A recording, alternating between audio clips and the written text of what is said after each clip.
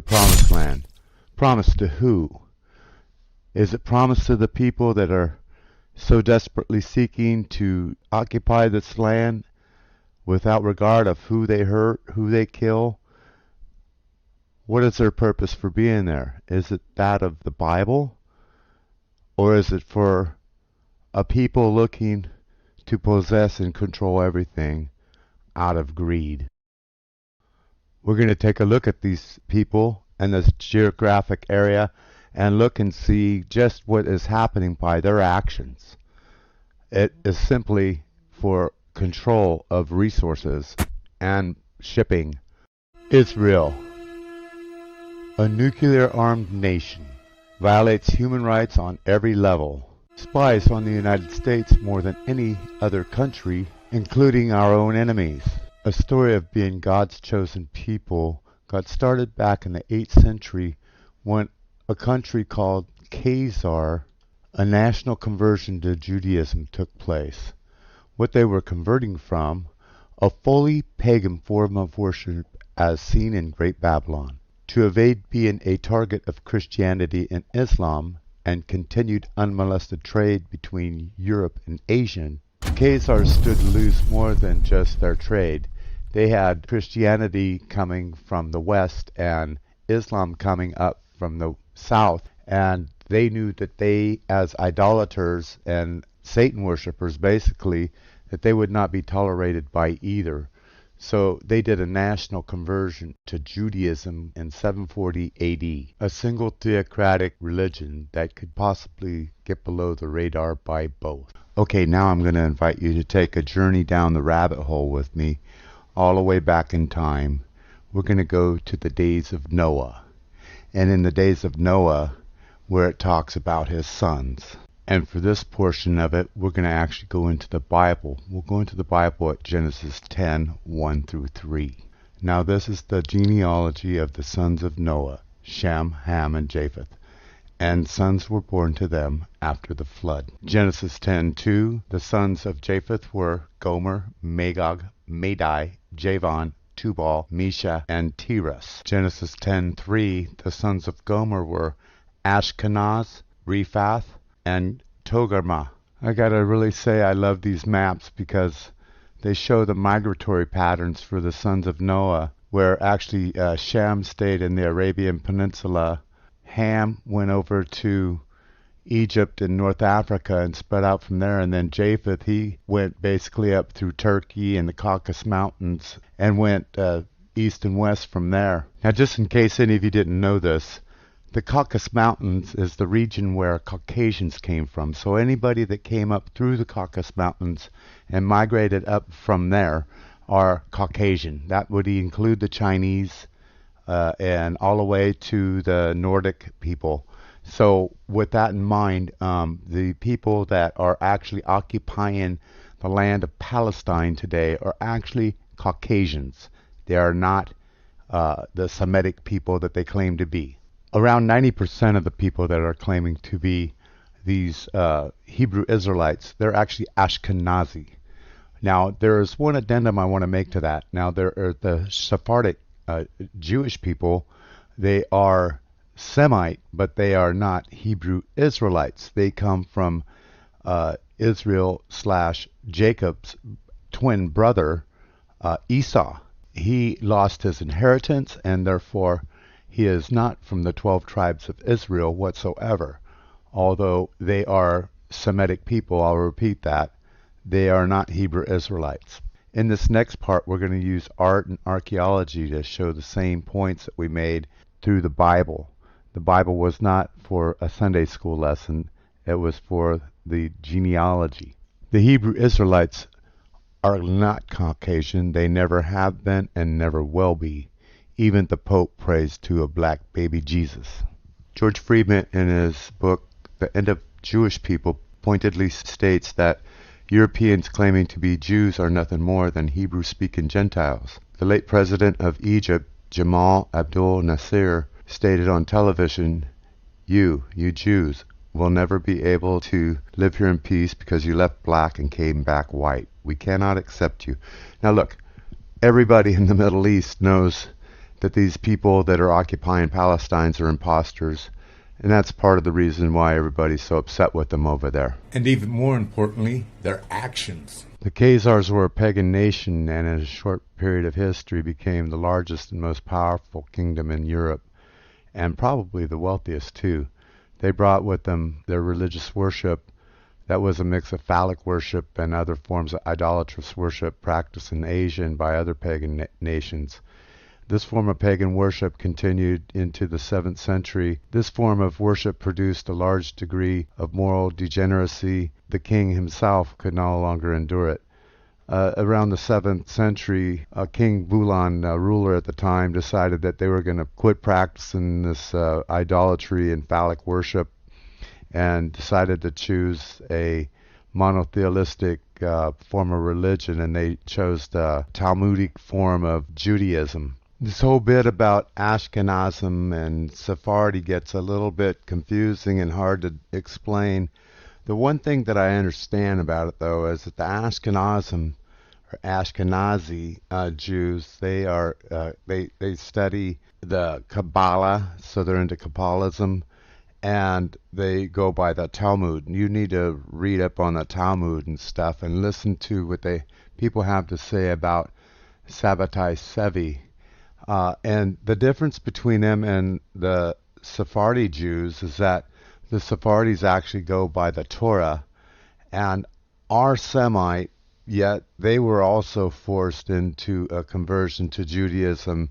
This is just something that you might take note of. So it appears to me that the people that are floating around in Israel today, the small amount of them that are Sephardi, they actually go by the Torah. By looking at how Russia had seemed to swallow up a good portion of the Khazar kingdom, it also looks by these current maps that the Ottoman Empire actually expanded its wings as well, swallowing up the lower part of Khazar and also all of North Africa. And if you look at current geopolitical events that's happened over the last 10 years, the tip of North Africa has been reinvaded, you might say, and with the Turkish involvement in it and understanding that the Turks and the Saudi Arabians are connected in this thing, you're going to see a whole other thing play out. In the middle of the 1600s, it appears two strange characters come on the scene. One would be Sabbatai Sevi, and the other one Jacob Frank. It appears that Sabbatai Sevi was actually leading both the Sephardi and the Ashkenazi into this thing where they would follow him as a new messiah of the period.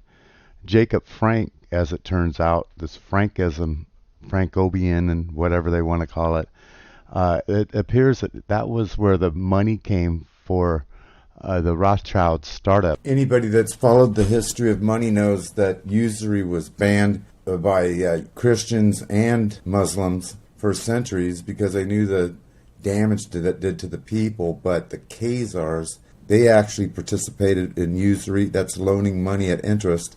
And that carried on through the Frankism and Sabbatai Sevi period all the way in and up to the Rothschild family. Here's an interesting way to sum this whole section up. Sabbatai Sevi, the Jewish Messiah of 1666, ancestor of Rothschild, Jacob Frank, Sabbatai's reincarnation, and their followers, the Sabbatean Frankists, a satanic cult that hijacked the world. The cult of the All-Seeing Eye, the Illuminati, founders of the Bavarian Illuminati in 1776, financiers of the French Revolution, the Napoleon and the Bolshevik Revolution, Lenin, Trotsky, Stalin, Hitler, and the World Wars, both 1 and 2, owners of the Federal Reserve System, founders of the Bank of International Settlement, creators of the European Union, controllers and owners of Israel. Another thing that's interesting to add, it kind of reminds me of the story between this dispute between God and Satan, where he was jealous over this thing where God was getting this worship and he wasn't.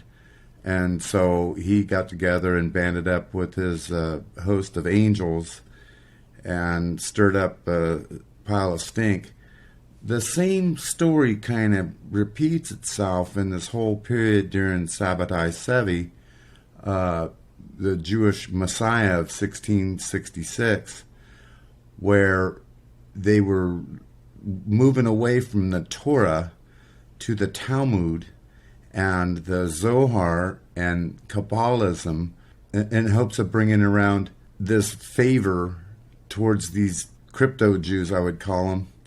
And the thing that's kind of interesting is that they believe through the Talmud that actually evil is God's fault as well as good. They're saying that he is good and evil. Well, I don't think that fits with a person that really holds true Christianity. So they take on this idea that it's good, it's okay to do evil things, especially to Goyim, or non-Jews, and that it's actually all right with God, in their opinion, according to their belief in the Talmud. It's written in there. You got to read this stuff. It's pretty amazing the things that they think that they can do. And, you know, the history of their actions surely shows that this is what they believe, because if you look at throughout the history what these folks have done to mankind, Gog and Magog and the kingdom of the Khazars. Son of man, set thy face against Gog, the land of Magog, the chief prince to Mesha and Tubal, and prophecy set against him. Ezekiel 38:2. 1,000 years before the establishment of the modern state of Israel, there existed a Jewish kingdom in the eastern fringes of Europe, astride the Don and Volga rivers. So begins a thesis of Jewish author Kevin Allen Brooke. The kingdom of which he speaks appears at first consideration to be of nearly much disinformation, misinformation, myth information, and curiously, no information, as there is actual provable historical fact. Yet upon closer scrutiny, this kingdom known as Khazaria, or the kingdom of Khazars, is clearly revealed in a vast body of historical evidence, much of which has come to light only in the last 3 to 5 decades. This mysterious kingdom, which has sculpted our modern world to an astonishing and alarming degree, once occupied an immense land area over 1 million square miles, extending from western Hungary, Austria, eastward to the Aral Sea, north to the upper Volga, and its southern region extended to the Caucasus Mountains between the Black and Caspian Seas. It was at that time literally the largest country on earth. It has only been in the last several decades, however, that greater documented evidence of ancient manuscripts has come to light and revealed the astonishing and historical truth of this ancient kingdom and its connection to the origins of modern-day Israel. Now, going into this, we're actually going to start to leave the Khazar kingdom and move into Russia after their defeat. Some would say that it was between 1000 AD and 1200 AD at their fall. At any rate, many of them stayed put in the area that they were at because they were actually, it got swallowed up by Russia. Another part of it actually came and was swallowed up by the Turks. So, but we're going to go into the Russia area for a moment, and we're going to speak about what happened in Russia when these people actually start to take power. As it's come to light, these people would pay their way into a position to look for weakness in whatever they were trying to occupy, whether it was a business or government or banking, and they'd put their people in, which would open up a space for another person to come in until they've actually consumed or assumed the power structure that they were looking for. They've done this in every country that they've been involved with, and we're going to go take a look at what they did in Russia.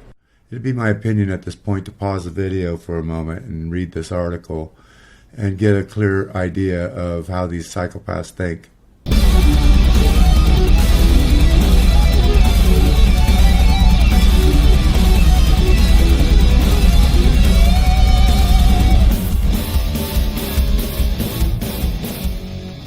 Many people understand that Lenin and Stalin was the power structure behind the Bolsheviks and responsible for the murder of many, many millions of people. But the one person that they don't seem to know much about is this guy named Genrikh Yagoda. He's the one that's sitting next to Hitler. It's not his brother or anything like that, but he evidently was Stalin's right-hand man. Everybody knows about the Mossad, and by way of deception, thou shalt make war, meaning that they will lie, cheat, and steal, murder, do anything to get what they want. If they can't buy their way in, they will actually use guys like this Maxim Gorky and just kill your ass. I always had this question that kind of bothered me. It was with this Eretz Israel or Greater Israel project that spoke about in the Oded Yidden plan. I get this question that comes up, well, why hasn't Saudi Arabia had anything to say about it since it's going to eat up a good portion of Saudi land? Well, we're going to get to that right now when we take a look at Turkey. As it turns out, there's many sects of this Ashkenazi slash Khazar Jew, and one of them is called Donme Jews, and they actually are from Turkey. So the Khazars actually didn't just go north. They actually slipped into Turkey, into the Ottoman Empire. Like Sabbatai Sevi in his last days of his life, I believe it was about 10 years of his life, he was forced to actually convert to Islam, which he did publicly, but he still practiced the Talmudic slash Kabbalistic form of Judaism. But in public, I guess he was, before he disappeared, he converted to Islam. Well, actually, that happened once again, and that would happen in a guy by the name of Ibn Wahab. Yeah, so don't get too twisted. We'll come back to that because I got more stuff to do on the Eastern Europe part. So we're going to go actually into Germany now.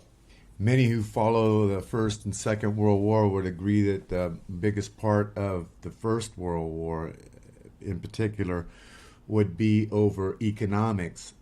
I would also contend that it was also the bankers. That's their biggest harvest. So what happened during World War One, and particularly at the end of World War One, the reparations that were forced onto Germany sent it into a spiraling debt and hyperinflation. So by the time World War II came along, Germany was all but broke. Their unemployment rate was through the roof. The country was dead for all intents and purposes. At the end of the Napoleonic War, Rothschild had one of his couriers come back and declare that France had won the war. Meanwhile, he had his little agents selling off shares as they watched Rothschild constantly. So they panicked and started selling off their shares. Meanwhile, he has other agents going back and buying everything up penny on the dollar. And the next day seized control of the Bank of England. Now looking at the founding of our country back in its infancy, we had 13 colonies bustling. Trade was going great. Commerce was good. We had shipping going back and forth between Europe. We had our own monies at the time. It was called colonial script. Everything was going good except for one thing. It was cutting into the profits or the monies of King George III. So he put a ban on the use of colonial script. If that wasn't enough, they also added in this tea tax and stamp act to further oppress the colonies. After a bit, the colonies got sick of it, and they actually said, no, this is not good, so they started their revolution. Just prior to the Revolutionary War, though, in 1791, there was a bank set up here in North America modeled after the Bank of England. It was allowed to practice fractional reserve banking. This means it could loan money at interest on money they didn't even have. In 1787, the colonial leaders assembled to replace the Articles of Confederation. Both Thomas Jefferson and James Madison remained steadfast, unmoved, and towards a privately owned bank. They had seen the problems caused by the Bank of England. Thomas Jefferson quoted, "If the American people ever allowed private banks to control and issue their currency, first by inflation, then by deflation, the banks and the corporations would grow up around them, will deprive the people of their property until their children wake up homeless on the continent that their fathers conquered." Only 3 years after signing of the new Constitution, the newly appointed Secretary of Treasury, Alexander Hamilton, proposed a bill calling for a new privately owned central bank. This bill was brought to Congress in the same year that Amschel Rothschild made his pronouncement from his flagship bank in Frankfurt, "Let me issue and control the nation's money, and I care not who writes its laws." Alexander Hamilton was a tool of the international banker. One of his first jobs after graduating from law school in 1782 was as an aide to Robert Morris, the head of the Bank of North America. A year before, Hamilton had written a letter to Morris saying, "A national debt, if it is not too excessive, will be to us a national blessing." In 1811, the bill was given to Congress to renew the Bank of the U.S. The debate was heated, and representatives of Pennsylvania and Virginia passed resolution asking Congress to kill the bank. The press of the day openly called the bank a swindle, a vulture, a viper, and a cobra. Oh, wouldn't it be nice if the actual press did their job for once? A congressman named P.B. Porter attacked the bank from the floor, saying, if the bank's charter was renewed, Congress would have planted in the bosom of the Constitution a viper, which one day or another would sting the liberty of the country at its heart. Nathan Rothschild warned that the U.S. would find itself involved in the most disastrous war if the bank's charter were not renewed. The renewal of the bill was defeated by a single vote in the House and was deadlocked in the Senate. At this time, America's fourth president in the White House, James Madison, like Jefferson, was a staunch opponent of the bank. His vice president, George Clinton, broke the tie in the Senate and sent the bank into oblivion. Within 5 months, England attacked the U.S., and the War of 1812 was on. But the British were fighting Napoleon, so the war ended on a draw.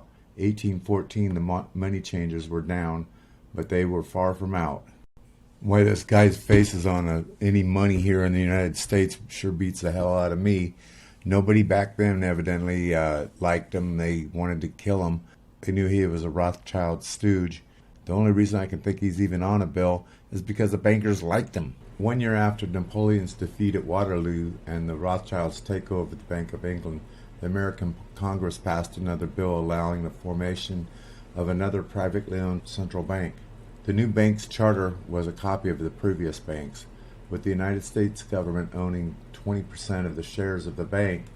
The shares were paid by Treasury, taxpayer money, up front. Then, through fraudulent practice of fractional reserve banking, the money was formed into loans, with the loan money being used by private bankers to purchase the remaining 80% of the bank's shares. Just as before, the primary shareholders remained a secret. However, the largest blocks, about 1/3 of the shares, were sold to foreigners. The Second Bank of the United States was deeply rooted in Britain. By 1816, the Rothschilds had taken control of the Bank of England and new privately held Second Bank of the U.S. 12 years after the Second Bank of the U.S. manipulating the American economy, the American people had had enough. Opponents of the bank nominated a senator from Tennessee, Andrew Jackson, the hero of the Battle of New Orleans, to run for president. Initially, no one gave Jackson a chance to win this presidency. The banks had long been able to control the policies with the money. To the surprise and dismay of the money changers, Jackson was swept into office in 1828. Jackson was determined to kill the bank at the first opportunity and wasted no time trying. However, the bank's 20-year charter didn't come up for renewal until 1836, the last year of his second term. If he could survive that long, during his first term, Jackson rooted out the bank's minions from the government service. He fired 2,000 of 11,000 employees of the federal government. In 1832, his re-election approaching, the bank struck an early blow. Hoping Jackson would not want to stir up the controversy, the banks asked Congress to sign a new renewal bill 4 years early. Congress complied and then sent it to the president for signing. Jackson vetoed the bill. This veto bill is one of America's greatest documents, clearly laying out the responsibility of the American government towards its citizens, rich and poor. It's the same old stuff, constantly manipulating, bribing, paying off, swindling, coercing. This is how these people work, and throughout this video I've laid it concrete that this is their modus of operation. Although Jackson killed the central bank, unfortunately, fractional reserve banking remained in use in the number of state-chartered banks. This fueled economic instability in the years before the Civil War. Still, the central banks were out, and as a result, America thrived as it expanded westward. The central bankers struggled to regain power of the bank, but to no avail. And then finally they reverted to the old central banking formula of war to create debt and dependency. If they couldn't get their bank any other way, America could be brought to its knees by plunging it into a civil war, just as they had done in 1812 after the first bank of the United States was not rechartered. All right, now we're going to take a look at the Rothschilds in the Civil War. At this point, I want to slip in an excerpt from my documentary film, American Civil War 2.0, where I go actually into quite depth of the Civil War. That includes the slave trade as well. So you guys bear with this one. I think you'll find it quite interesting. History books, the media, school systems, etc., abound in falsehoods and inaccuracies of the Confederate and Southern history. We're going to work off this fact sheet and help clarify and dispel these rampant inaccuracies. We'll start off with the first one, myth. The War of 1861 through 1865, the American Civil War, was fought over slavery. Fact, terribly untrue.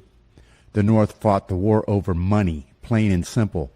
When the South started secession, Lincoln was asked, "Why not let the South go in peace?" To which he replied, "I cannot let them go. Who would pay for the government?" Sensing total financial ruin for the North, Lincoln waged a war on the South. The South fought the war to repel Northern aggression. There's more to it, and we're going to get into it right now.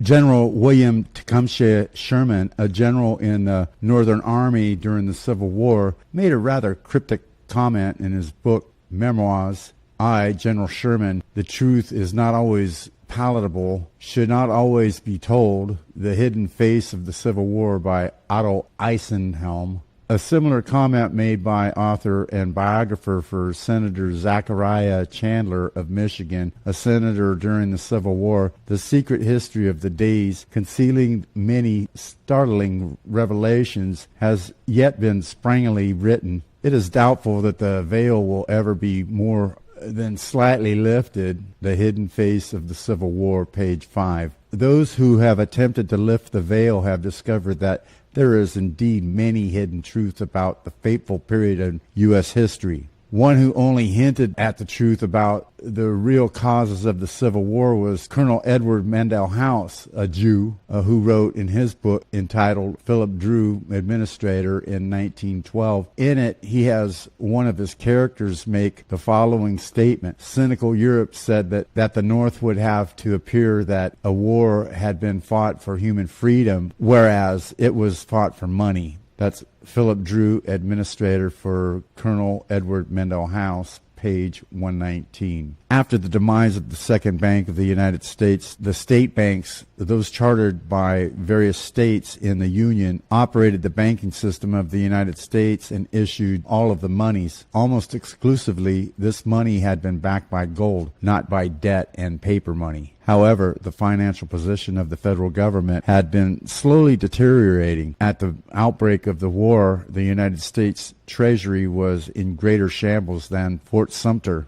Southern banks had been quietly withdrawing large amounts of funds on deposit in the North. When Lincoln took office, he found the Treasury was empty. The Civil War actually started in 1837, the year after the charter for the Second Bank had expired, when the Rothschild family sent one of their representatives to the United States. His name was August Belmont, and he arrived during the Panic of 1837. He quickly made his presence felt by buying government bonds. His success and prosperity soon led him to the White House, where he became the financial advisor to the President of the United States. Another of the pieces of this enormous puzzle fell into place in 1854 when a secret organization known as the Knights of the Golden Circle was formed by George W. L. Bickley, Confederate agent, a discovery in history by James D. Horan, who declared that he had created a fateful war in 1861 with an organization that had engineered and spread secession. Another leading character in this story of the Civil War was J.P. Morgan, later to become one of the world's most wealthy and influential industrialists and bankers. Mr. Morgan went to Europe in 1856 to study at the University of Göttingen in Germany. It is not inconceivable that one of the people he met while in college was Karl Marx, who was active during this time writing and publicizing his ideas about communism. Since Marx was in and out of Germany on a regular basis, and because Morgan later became an agent for the Rothschild family. At any rate, it was during this time that the European bankers began plotting the Civil War. According to John Reeves, in an authorized biography entitled The Rothschilds, the Financial Rulers of Nations, a pivotal meeting took place in London in 1857. It was at this meeting that the International Banking Syndicate decided that America, the North, was to be plotted against the South under the old principle of divide and conquer. This amazing agreement was collaborated by Mackenzie in his historical research entitled The 19th Century Committee to Restore the Constitution, Fort Collins, Colorado, January 1976 Bulletin. The plotters realized that once again the American people would not accept a national bank without a reason for having one, and once again the plotters decided upon war. Wars are costly, and they force governments into a position where they must borrow money to pay for them. And this decision was made once again to force the United States into a war so that it would have to deal with the issue of how to pay for its costs. But the plotters had a difficult problem. What nation could they induce to fight against the United States government? The United States was too powerful, and no country, or in combinations of countries, could match them in a balance of power showdown. Canada to the north and Mexico to the south were not strong enough and couldn't raise an army adequate for the anticipated conflict, so they were discounted. England and France were 3,000 miles away and across a huge ocean that made supplying of an invading army nearly impossible, and Russia had no central bank, so the bankers had no control over that nation.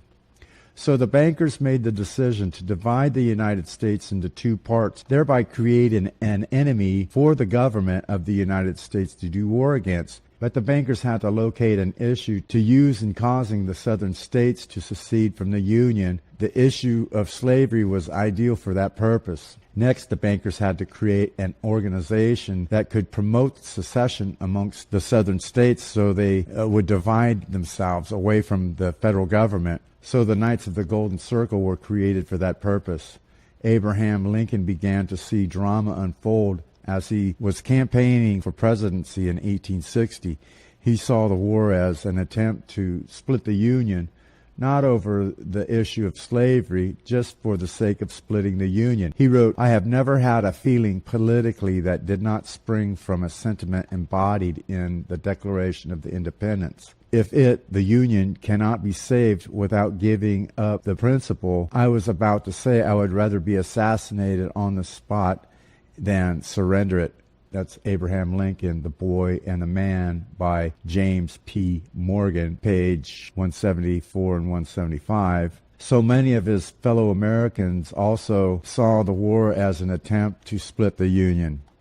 It was not uncommon for men to declare that they would resign their officer's commission if the war was perverted into an attack on slavery. The impeachment and trial of Andrew Jackson by Gene Smith on page 98. The Knights of the Golden Circle were successful in spreading the message of secession amongst various southern states. As each state withdrew from the Union, it left independently of others. The withdrawing states then formed a confederation of states as separate and independent entities. The independence of each state was written into the Southern Constitution. We, the people of the Confederate States, each state acting for itself and in its sovereign and independent character. That's from A Quest from a Hemisphere by Donzella Cross Boyle, page 293.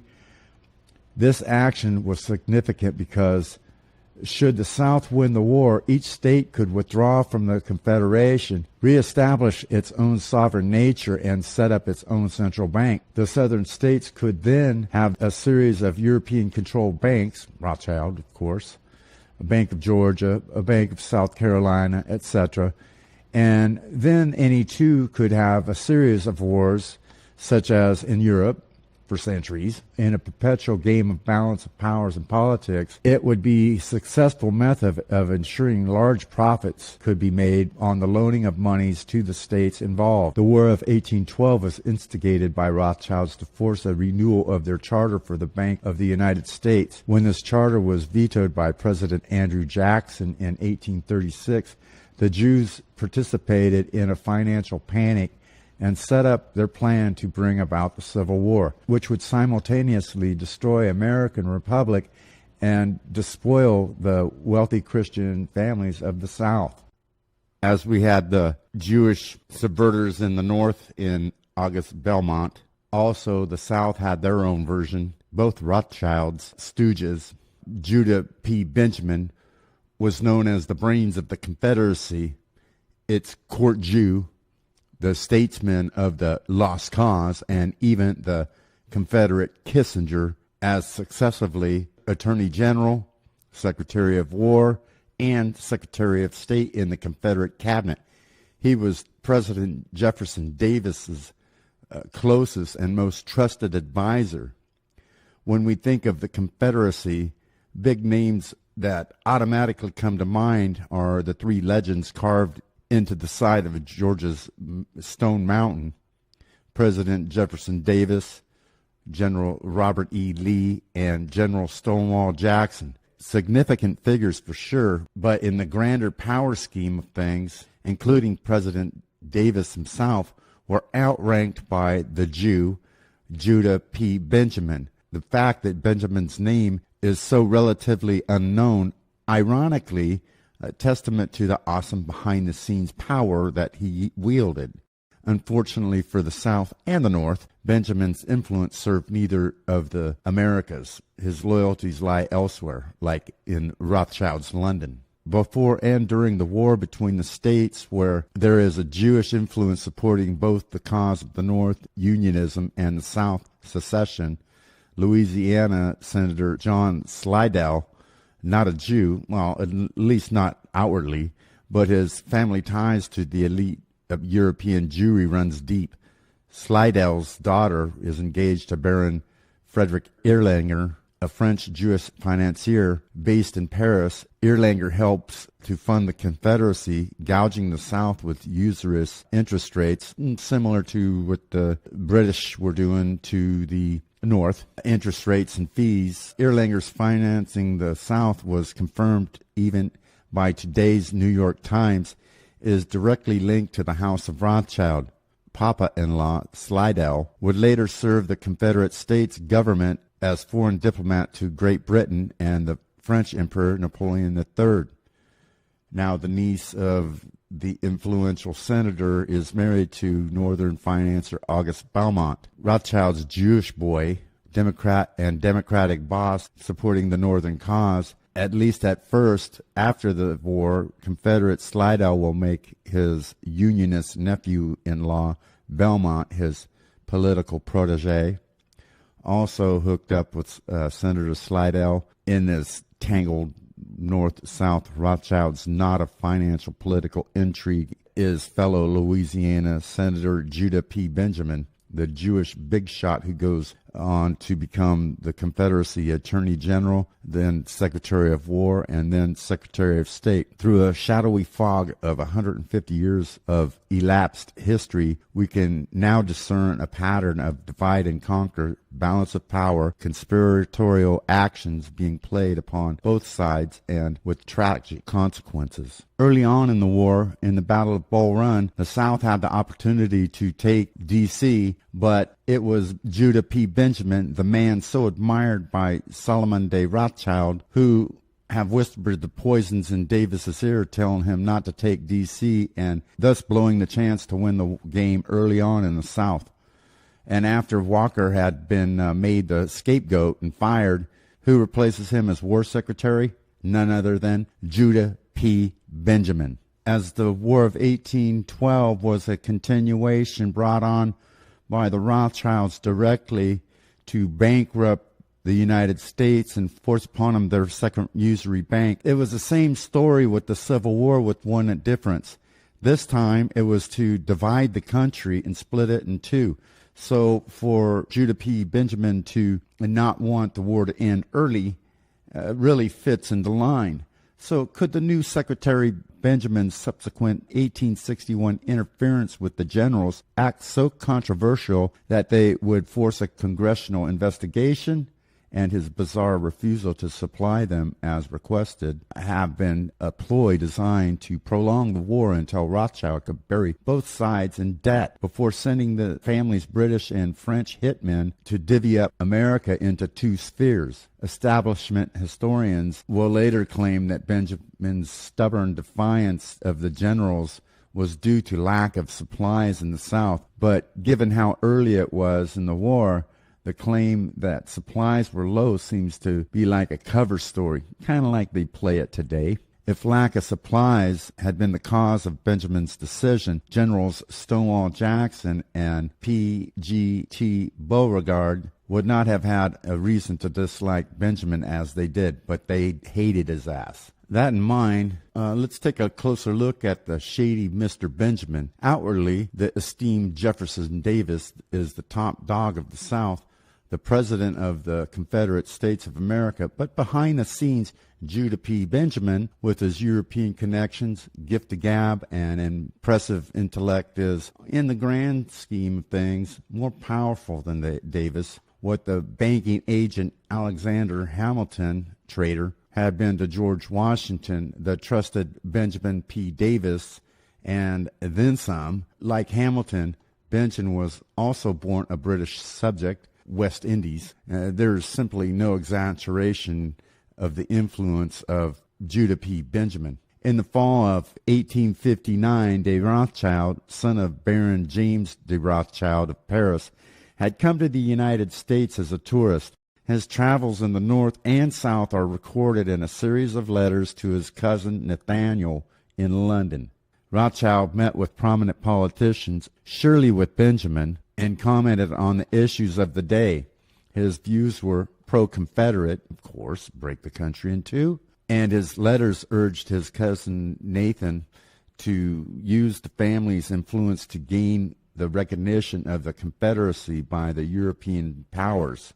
Okay, now that we've learned the truth about what the Civil War was actually about, and that was both money and dividing the United States into two parts, making it easier for the Rothschilds of London and also of France to have their way with the Southern people, balkanized by individual states as countries, and the British arm of Rothschilds to control the North, both by debt, slavery.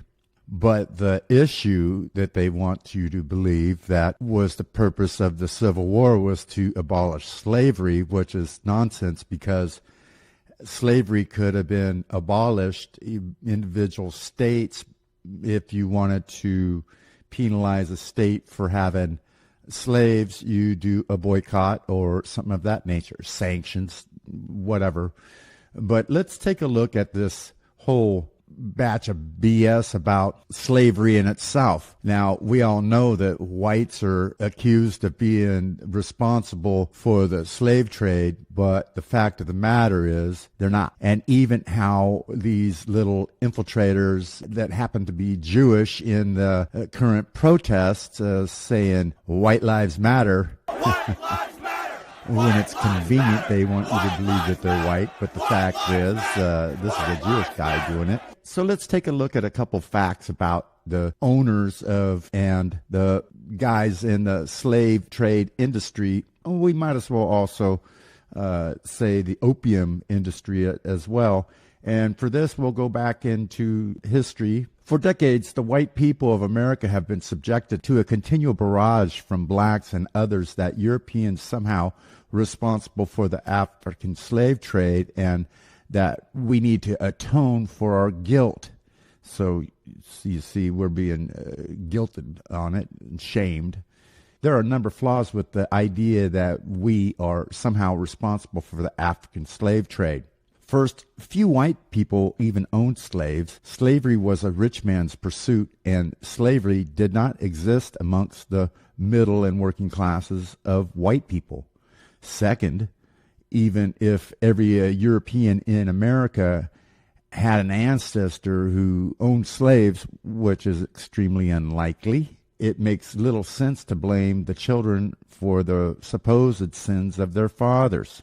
Third, blacks sold their own kind into slavery, so blacks are every bit as much to blame for slaveries as, well, the Jews, or, well, they say the whites, but no, it's the Jews. Fourth, European whites did not bring the slaves to America. On the contrary, it was Asiatic Jews who brought them here. And here's a list of ship owners that were transporting slaves and opium. And we got this Rabbi Mark Lee Raphael. Rabbi Mark Lee Raphael is a Nathan and Sophia Gumelak Professor of Judaic Studies, Professor of Religion and Chair, Department of Religion, the College of William and Mary, and a visiting fellow of Wolfson College, Oxford University. He has been an editor of the quarterly journal American Jewish History for 19 years and a visiting professor at Brown University, the University of Pittsburgh, HUC, JIR, and UCLA, and Case Western University. He came to the College of William and Mary in 1989 after 20 years at Ohio State University. He is the author of many books on Jewish and Judaism in America, and his most recent publication with his wife Linda Schumer Raphael is When Night Fell, an anthology of Holocaust short stories, Rutgers University Press, 1999, and he is now writing Judaism in America for the Contemporary American series of Columbia University Press. The following passages from Dr. Raphael's book, Jews and Judaism in the United States, a documentary history, quote, Jews also took an active part in the Dutch colonial slave trade. Indeed, the bylaws of the Merseyth and Mauricia congregations, 1648, included an imposta Jewish tax of 5 salados for each Negro slave a Brazilian Jew purchased from West Indies company. Slave auctions were postponed if they fell on the Jewish holiday. In Caraco in the 17th century, as well as in the British colonies of Barbados and Jamaica in the 18th century, Jewish merchants played a major role in the slave trade. In fact, in all of the American colonies, whether French, Martinique, British, or Dutch, Jewish slave merchants frequently dominated. This was no less true in North America mainland, where during the 18th century, Jews participated in the triangular trade that brought slaves from Africa to West Indies and there exchanged them for molasses, which in turn was taken to New England and converted into rum for sale in Africa. Isaac da Costa of Charleston in the 1750s, David Franks of Philadelphia in the 1760s, Aaron Lopez of Newport in the late 1760s and earlier 1770s dominated Jewish slave trading on the American continent. During the 16th century, exiled from their Spanish homeland and hard-pressed to escape the clutches of the Inquisition, Spanish and Portuguese Jews fled to the Netherlands. The Dutch enthusiastically welcomed these talented, skilled businessmen while thriving in Amsterdam, where they became a hub of a unique urban Jewish university and attained status that anticipated Jewish emancipation in the West by over a century. They began in the 1500s and 1600s to establish themselves in the Dutch and English colonies in the New World. These included Sirocco, Suriname, Recife, and New Amsterdam, as well as Barbados, Jamaica, Newport, and Savannah. That's English.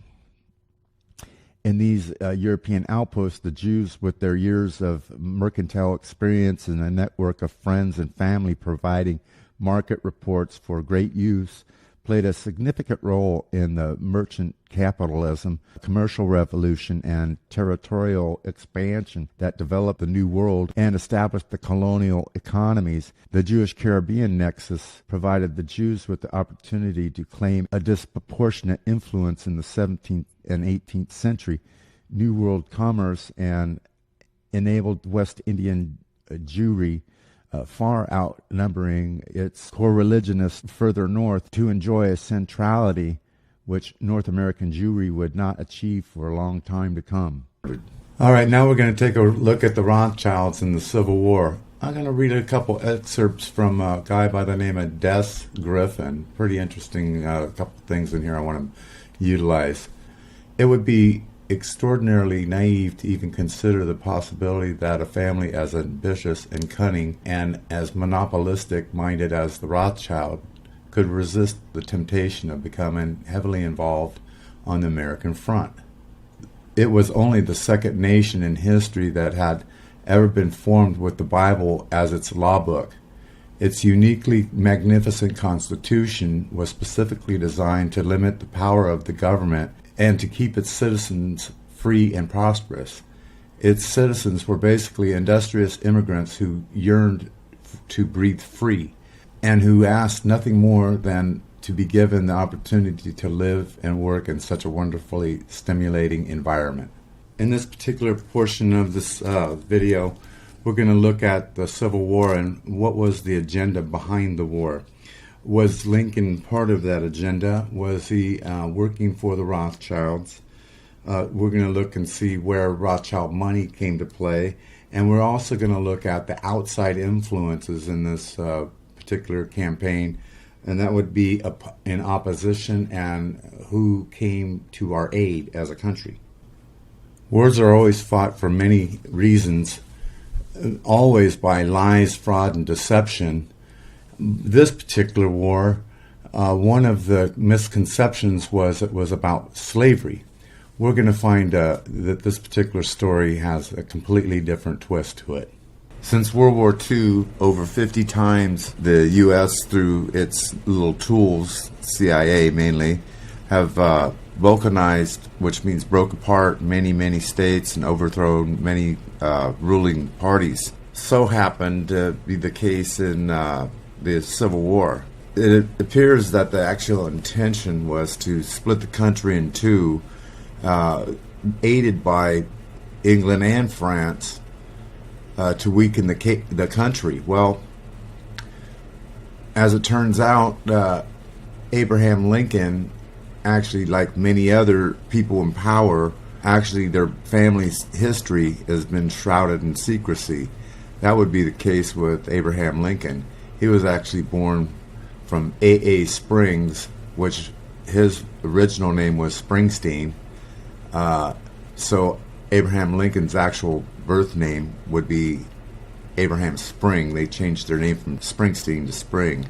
Without getting all deep and crazy with the bloodlines of the Illuminati, it appears that Lincoln was related to the Rothschilds. Quoting out of the Establishment Times of London states, if that mischievous financial policy which has its origins in North American Republic, constitutionally debt-free money, should become indurated down to a fixture, then that government will furnish its own money without cost. It will pay off its debts and be without a debt to the international bankers. It will become prosperous beyond precedent in history of civilized governments of the world. The brains and wealth of all countries will go to North America. That government must be destroyed, or it will destroy everything on the globe. In simple terms, I think it would be safe to say that, as in the War of 1812, the goal was to drive America into bankruptcy or into debt slavery further, so that they could have their way and get their central bank going again. I would say it's safe to say that that was the same case with the Civil War, with the exception of one thing. They were this time actually aiming to divide the country in two. The results, the fruit of this unique experiment, were so indescribably brilliant that America became legend around the globe. Many millions across the far-flung continents of the world view America as the beautiful and the promised land. The big bankers in Europe, the Rothschilds and their cohorts, viewed the wonderful results born by this unique experiment from an entirely different perspective. They looked upon it as a major threat to their future plans. It's clear that the Rothschild money came in through France and England. The one little shocker for him was that Russia had actually came to the aid. Evidently, he was buddies with Lincoln, and so he sent ships to the East Coast, and actually they sat off the coast of San Francisco. Abraham Lincoln worked valiantly to prevent the Rothschilds' attempts to involve themselves in the financing of the Civil War. Interestingly, it was the Tsar of Russia who provided the needed assistance against the British and French, who were among the driving forces behind the secession of the South and her subsequent financing. Russia intervened by providing a naval forces for the Union blockade from the south in European waters, and by letting both countries know that if they attempted to join the Confederacy with military forces, they would also have to go to war with Russia. The Rothschild interests did succeed through their agent, Treasury Secretary Solomon P. Chase, to force a bill, the National Banking Act, through Congress, creating a federally chartered central bank that had the power to issue U.S. banknotes. Afterward, Lincoln warned the American people, quote, "The money powers prey upon the nation in a time of peace and conspires against it in a time of adversity. It is more despotic than monarchy, more insolent than autocracy, more selfish than bureaucracy. I see in the near future a crisis approaching that unnerves me and causes me to tremble for the safety of our country. Corporations have been enthroned, an era of corruption will follow. The money power of the country will endeavor to prolong its reign by forcing upon the prejudice of the people until the wealth is aggregated into a few hands and the republic is destroyed." Lincoln continued to fight against the central bank, and some believe that it was his anticipated success in influencing Congress to limit the life of the Bank of the United States just to the war years. That was the motivating factor behind his assassination. Okay, for this portion, we're going to go back in history again. For this, I want to connect the dots of the key players in current events today and how they are actually connected by blood. That would be the Saudis, the Turks, and these Ashkenazim occupiers of Palestine. During this portion of it, I want to go do deeper work in the Middle Ages. Upon the fall of the Khazarian kingdom, they were defeated by Genghis Khan and pushed further up into Russia all the way to Poland. In my belief, I would have to say that there probably was a good portion of them that actually had already been living in Turkey for thousands of years. The Donmei, the Middle East's most whispered secret. There is a historical 800-pound gorilla lurking in the background of almost every serious military and diplomatic incident involving Israel, Turkey, Iran, Saudi Arabia, Iraq, Greece, Armenia, the Kurds and the Syrians, and some other players in the Middle East and southeastern Europe. It is a factor that is generally only whispered about at diplomatic relations news conferences, and think tank sessions due to the explosiveness and controversial nature of the subject. And it is a secretiveness attached to the subject that has been the reason for so much misunderstanding about current breakdown in relations between Israel, Turkey, and a growing warming of relations between Israel and Saudi Arabia, and an increase in enmity between Saudi Arabia and Iran. Although known to historians and religious experts, the centuries-old political and economic influence of a group known in Turkish as the Donme is only beginning to cross the lips of Turks, Arabs, and Israelis, who have been reluctant to discuss the presence in Turkey and elsewhere of a sect of Turks that descended from a group of Sephardi Jews who were expelled from Spain during the Spanish Inquisition in the 16th and 17th century. These Jewish refugees from Spain were welcome to settle in the Ottoman Empire, and over the years they converted to a mystic sect of Islam that eventually mixed with Jewish Kabbalah and Islamic Sufi semi-mystical beliefs into a sect that eventually championed secularism in post-Ottoman Turkey.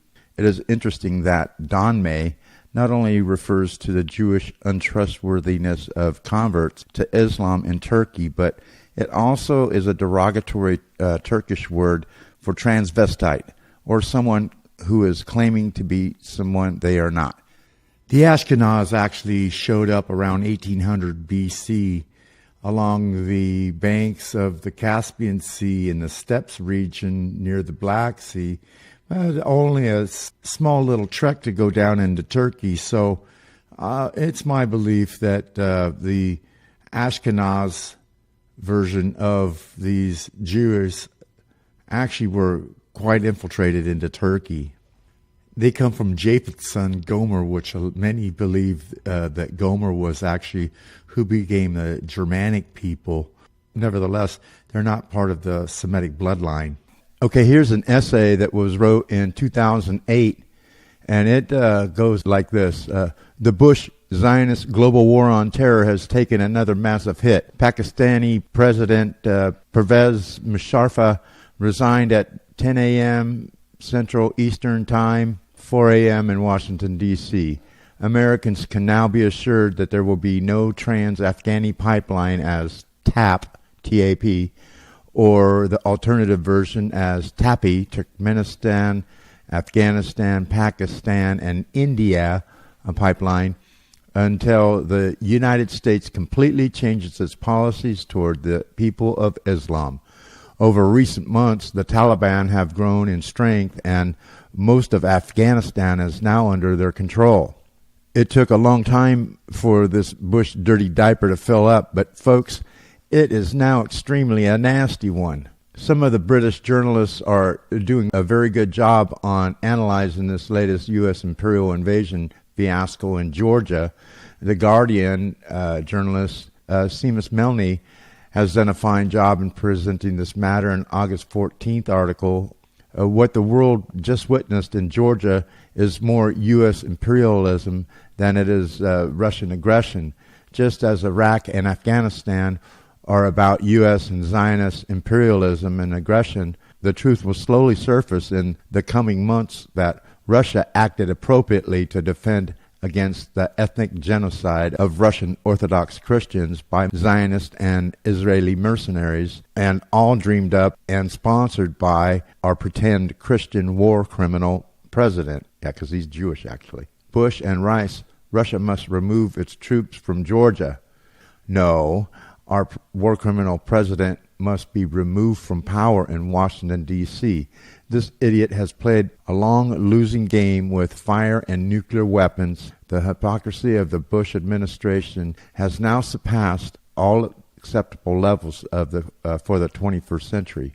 I think most Americans, whether they will admit or not, we now have a war criminal sitting in the Oval Office. This is Bush Jr. We have another wannabe war criminal vying to take his place in McMorrin and Barkey. The genocide of Iraq, Afghanistan, and now South Ossetia are beyond outrageous and inhumane. This article is more of a history lesson rather than a dissection of current Georgia fiasco and the sheer hypocrisy that has come from the Bush White House during this Georgia confrontation. Okay, now we get into the meat and potatoes and the history. Long ago, there was a medieval kingdom of Khazar from 652 to 1016 A.D. That included part of modern-day Russia, Ukraine, and a sliver of what is now Kazakhstan. This area was somewhat interesting in history because when considering the choice of Islam or Christianity or Judaism, the leader of this empire decided to declare themselves Jewish. That was a very odd choice in the area of the world which is predominantly Islam or Christian, where was little Zoroastrianism, but Jewish was essentially not on the radar. The Khazarian Empire could not extend any further south because the Tatars and Turkmen proved to be about as obstinate as the Afghans have been throughout history. The Khazarian Jews are not descendants of the 12 tribes of Israel, and their worldview and lack of truly pious spiritual Judaism have created conflict within that region ever since. To a great extent, these are current-day Zionist Jews, including neocons, of course, who have formed a world power banking extortion cult of war and death that has little or nothing to do with being a devout adherent of Judaism. These are folks who think nothing of breaking the law, lying, stealing, graft, corruption, assassination, blackmail, extortion, or destroying tens of millions of people to get their way. Throughout the past century, they have done just that, directly and indirectly, liquidating over 100 million people. These soulless killers obey only the Talmud, not the laws of the land they live in. This very behavior and ethics appear, in fact, in the Talmud as rabbinical teachings. Most pious Jews of good heart and conscience who follow the Torah know that this is not the way to achieve civilized and enlightened society. This, in part, one of these reasons that Jew haters have often been unable to differentiate between truly religious descendants of the 12 tribes of Israel, the ones in the Old Testament of the Bible is about, and these squatters and interlopers who came from Central Asia and have, for the most part, taken over their religion and turned it into an evil club of power and manipulation, greed, money, war, death, and destruction. Many Torah Jews are highly offended that the atrocities of these Zionist Khazar Talmudic Jews have inflicted on mankind, from a huge massacre of Russian Christians under Zionist Bolshevik communism to the mass starvation holocaust of 20 to 30 million Ukrainians, to the creation of Nazism, fascism of World War II, to the mass slaughter of Christian Armenians, and to the current day bloodlust genocide of Iraq, Iran, and these Zionist Khazars have made it abundantly clear that the tune of over 100 million dead, that they have nothing but murderous contempt for Christians and Muslims. These were the Khazar Jews that many have heard about over the years, but have no clue where they came from in the first place. Here's a map that'll show you guys just the extent. It was actually quite a large country at the time. Right there is the Black Sea and the Caspian Sea, the current venue of massive world tensions. The problem is not the Jews. The problem is the Khazar Jews, who are the power behind the Zionist Israel, the UK, and the US. If you guys pay attention to the map, you'll clearly see that the geologic division between Europe and Central Asia, what some call Eurasia, is the Caucasus mountain range between Russia and Georgia, just as the Himalaya mountains are the geological division between the continent of Asia and the continent of India. The Caucasus mountains separate Central Asia and Europe. Georgia is not Europe, except in the minds of those wishing to push stupid agendas against Russia. Georgia was apparently never part of the Khazar Empire and was predominantly Christian until recent times. As of Bush with the Saakashvili fiasco with Russia, information have surfaced that Georgia is now 60% Muslim. The government is composed mostly of Muslims and Zionist Jews, probably of Khazar descent.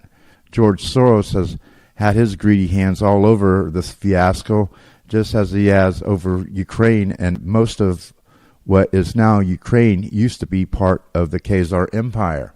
Remember, geologically and geographically speaking, Georgia is not part of Europe, and NATO and the EU need to reject Rothschild Zionism's charade that Georgia is anything other than part of Eurasia or Central Asia.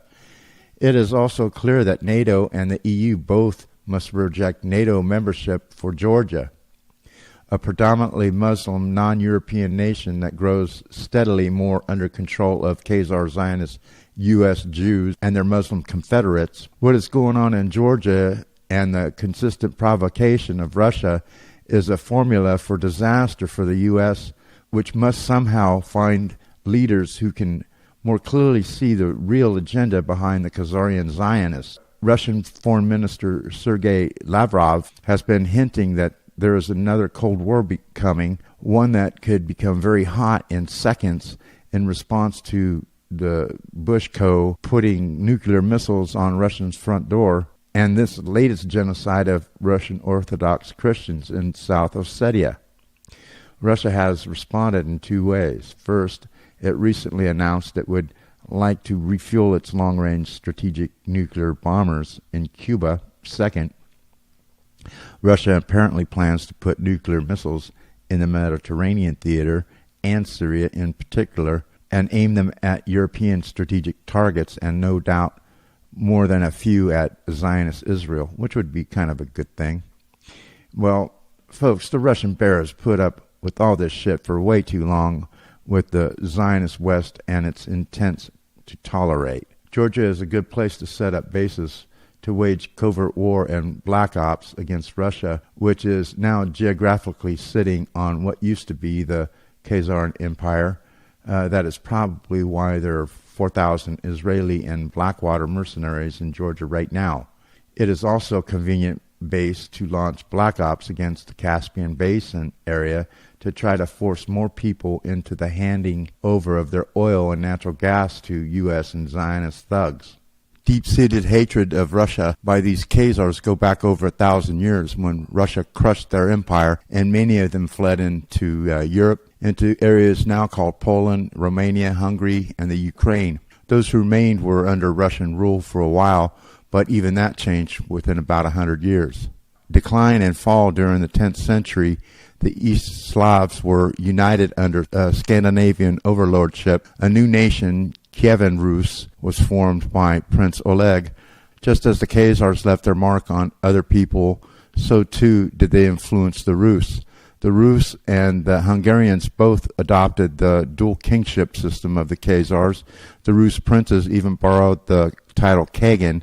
Archaeologists recovered a variety of Khazar and Khazar-style objects, including clothing, pottery, and other crap from Viking grave sites in Chernigov, Nazadov, and Kiev, and even Birka, Sweden. The residents of the Kievan Rus patterned their legal procedures after Khazars. In addition to some Khazar words became part of Old Eastern Slavic language. For example, Bogatyr, brave knight, apparently derives from the Khazar word Baghatar.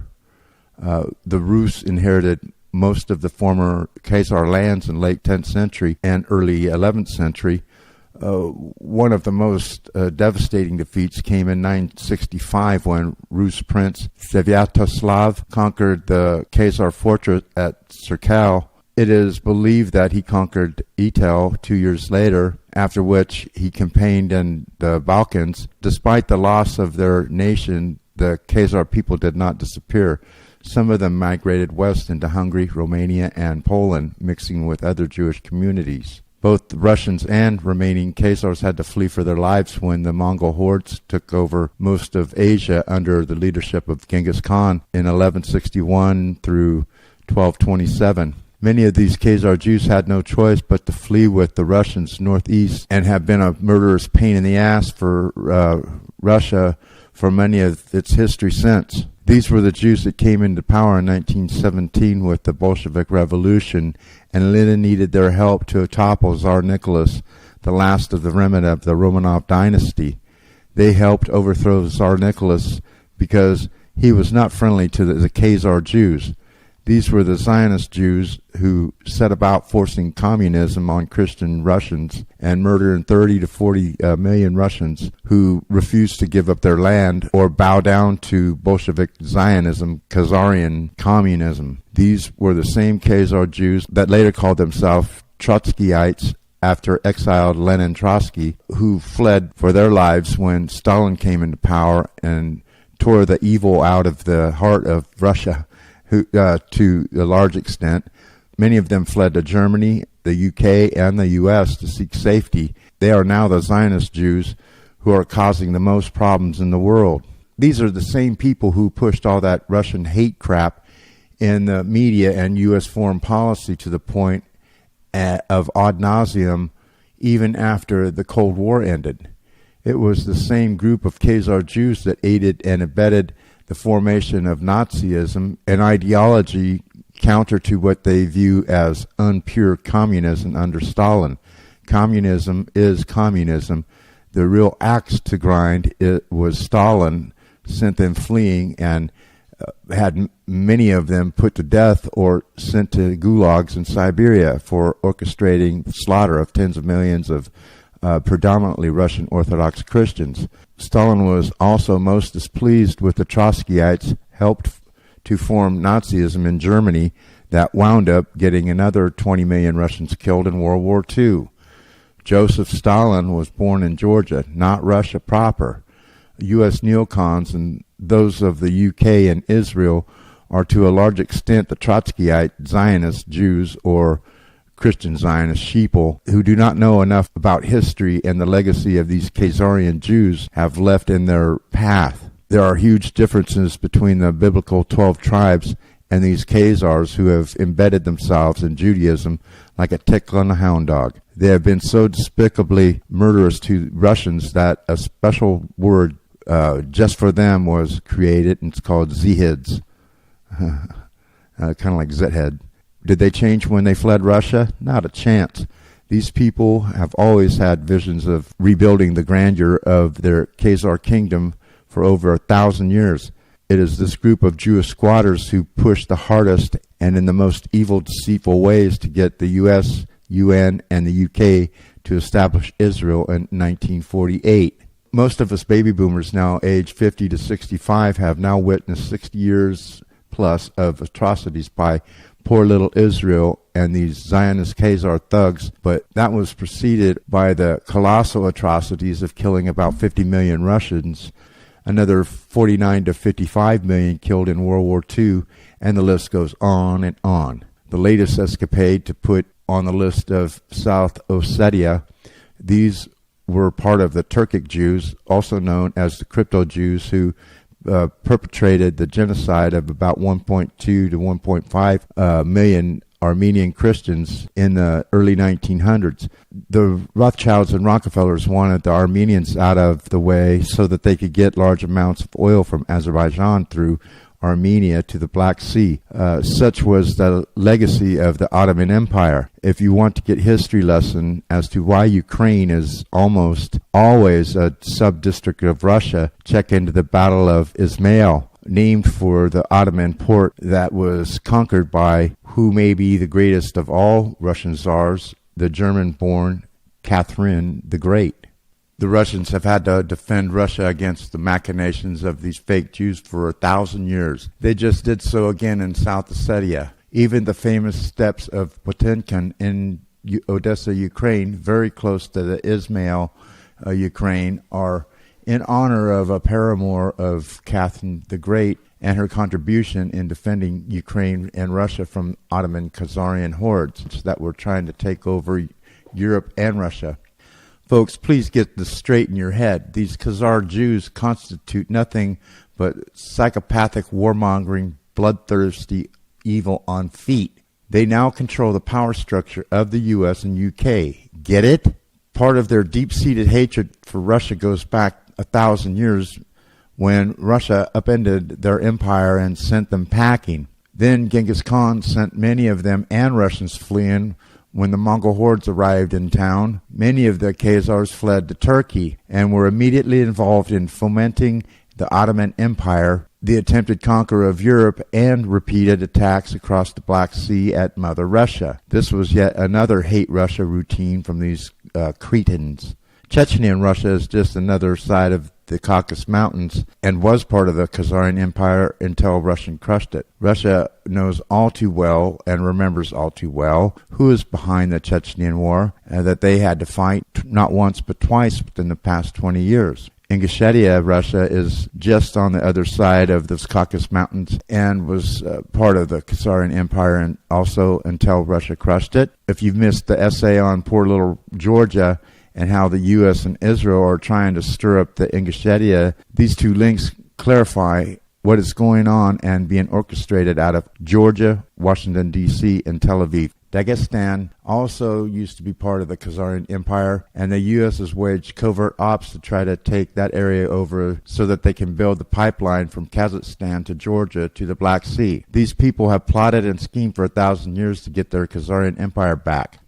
And now that the entire world knows that the historical area of Khazaria sits on a motherlode of oil and natural gas, they really want it back. They salivate like Pavlovian dogs, and they have wet dreams of dollars and shekels about all that oil and natural gas in what used to be their Khazarian empire. Long since dead and gone except in their delusional minds. Many of the DNC Zionist communists who defected to the RNC in 1996 are Russian-hating Zionist Khazarian Jews. They have now defected back over to the DNC and backing Obama, the sock puppet of the pathological Russia-hating Zbigniew Brzezinski and George Soros.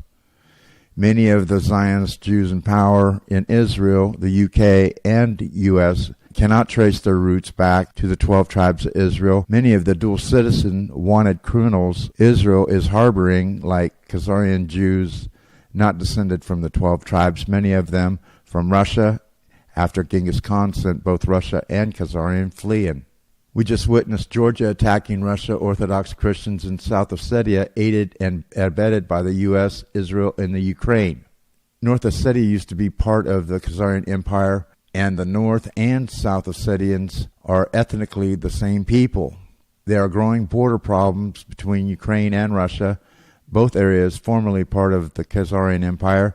Ukraine had the audacity to inform Russia that it could no longer park its Black Sea fleets in Sevastopol, Ukraine. The Kiev government is firmly under the control of Zionist Jews, as is the Tbilisi, Georgia region. In both Georgia and Ukraine, the dirty hands of George Soros can be found because he has been pushing for White Stream 1 and 2 pipelines from Georgia to Ukraine as a supply link to the EU, lessen the growing energy might of Russia. Soros is a Hungarian by birth, but probably of Khazarian Jew origin.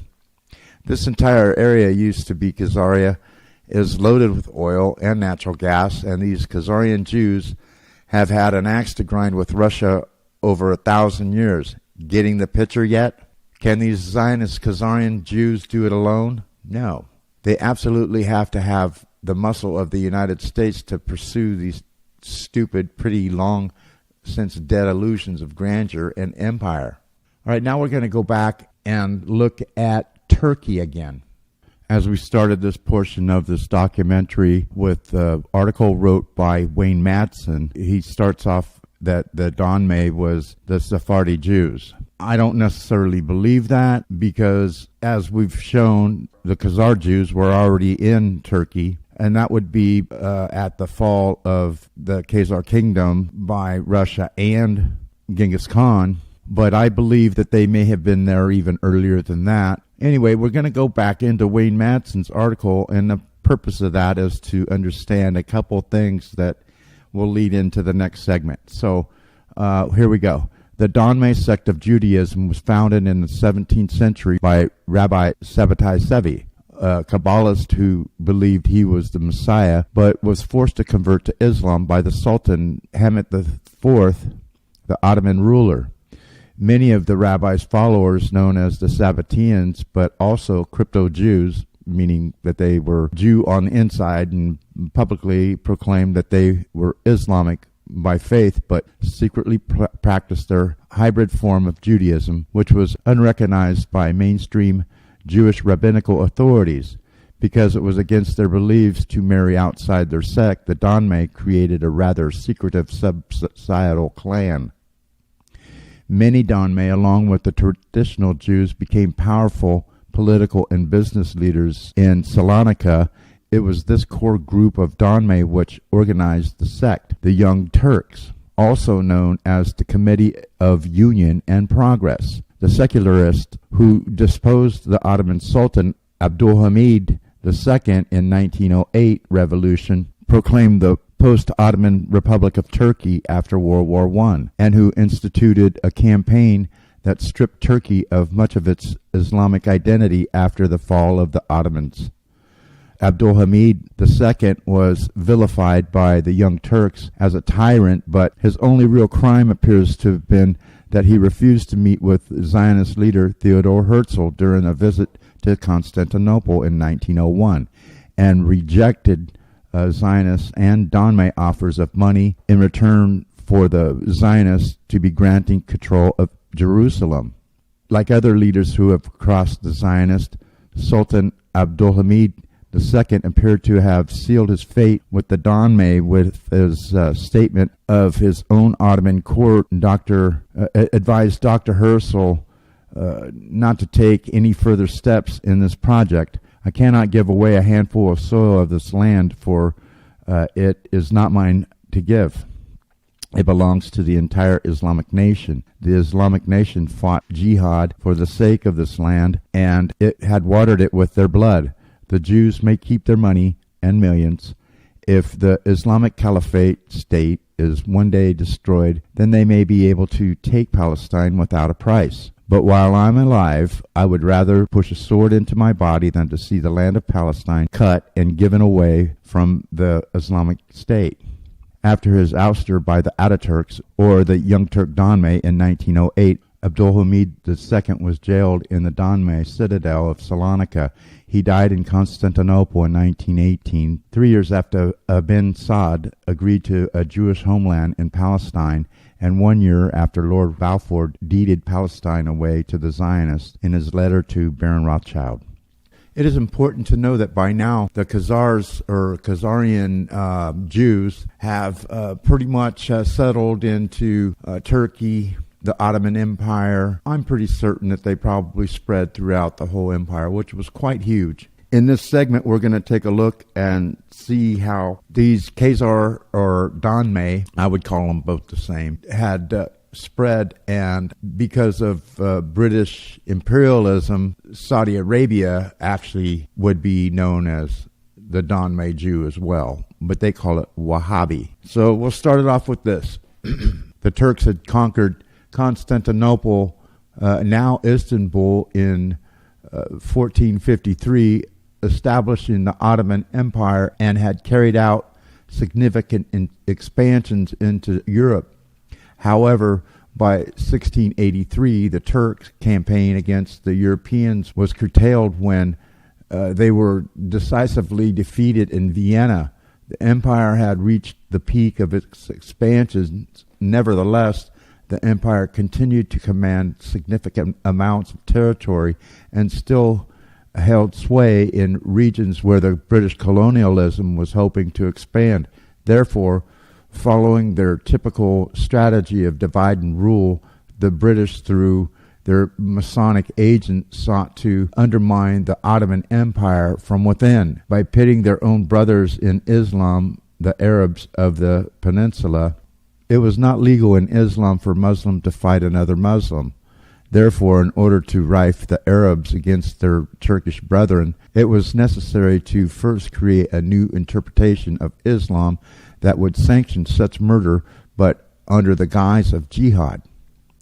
This new interpretation came to be known as Wahhabism, and was founded by British agent Muhammad Abdul Wahhab, Muhammad Abdul Wahab was born in 1703 in a small town in a barren wasteland called Najd, in eastern part of what is now called Saudi Arabia. Ominously, Muhammad, the prophet of Islam, had already refused to confer blessings on the region, claiming that from it would emerge only disturbances, disorder, and horns of Satan. Abdul Wahhab's father was a chief judge adhering to the Hanbali school of Islamic jurisprudence traditionally prevalent in the area, yet he and Abdul Wahhab's brother Suleiman detected signs of doctrinal deviance in him from early on. It was Suleiman who would first come out with a lengthy denunciation of his brother. Following his early education in Medina,